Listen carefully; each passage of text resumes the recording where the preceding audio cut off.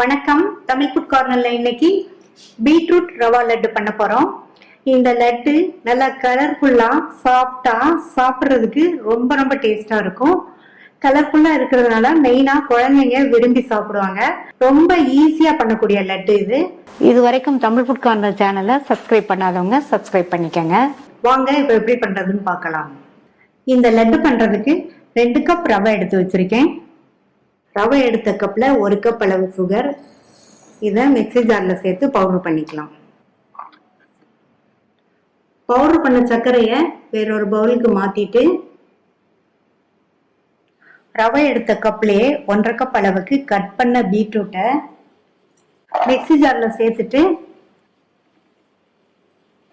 அதே கப்லயே 1/4 கப் அளவுக்கு தண்ணி சேர்த்து நல்லா நைஸா அரைச்சுக்கலாம். அரைச்ச ஜூஸை வடிகட்டி எடுத்துக்கலாம். கப்பு மேல ஸ்ட்ரெயினர் வச்சிருக்கேன். அதுல ஜூஸை சேர்த்து வடிகட்டிக்கலாம்.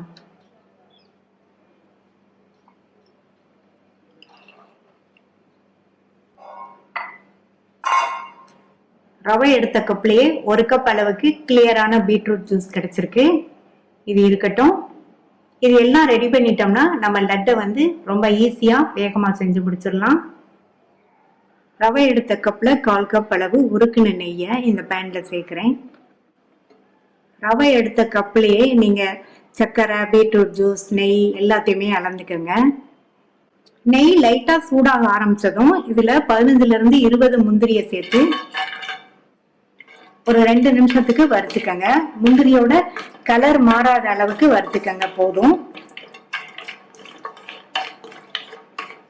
முந்திரி இந்த அளவுக்கு வறுபட்டதும் முந்திரியை மட்டும் எடுத்து தனியா வச்சுக்கலாம். அடுத்து அதே நெய்யிலேயே நம்ம எடுத்து வச்ச ரவையை சேர்க்கலாம். 2 கப் ரவையும் சேர்த்தாச்சு. இந்த ரவைய ஸ்டவ் லோ ஃப்ளேமுக்கும் மீடியம் ஃப்ளேமுக்கும் நடுவுல வச்சு ஒரு 5 நிமிஷத்துக்கு பக்கத்திலேயே இருந்து இந்த மாதிரி வறுத்துக்கலாம்.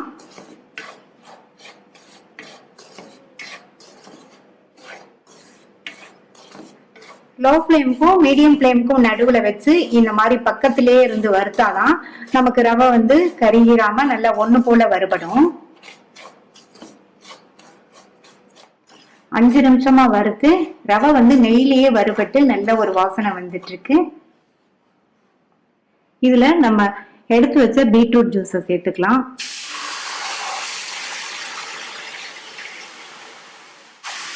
பீட்ரூட் ஜூஸ் சேர்த்ததுக்கு அப்புறமா அதே ஃப்ளேம்லயே வச்சு மறுபடியும் ஒரு 5 நிமிஷத்துக்கு நல்லா கிண்டி கொடுங்க.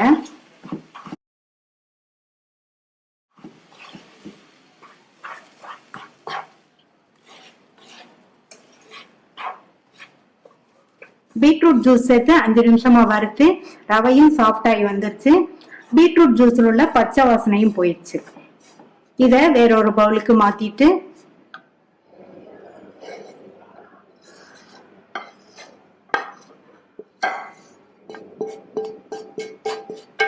இது கூட பவுடர் பண்ண சுகரை சேர்க்கிறேன். 1/2 டீஸ்பூன் ஏலக்காய் பவுடர் சேர்த்துட்டு நல்லா மிக்ஸ் பண்ணிருங்க. சூடா இருக்கிறதுனால கரண்டி வச்சு மிக்ஸ் பண்ணணும்.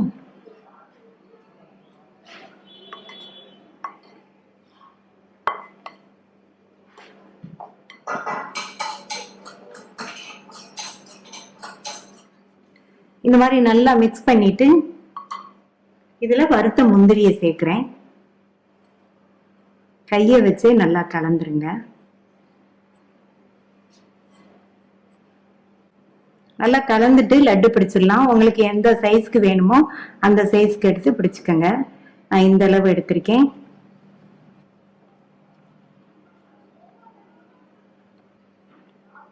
இதே மாதிரி எல்லாத்தையும் லட்டா பிடிச்சு வச்சிடலாம்.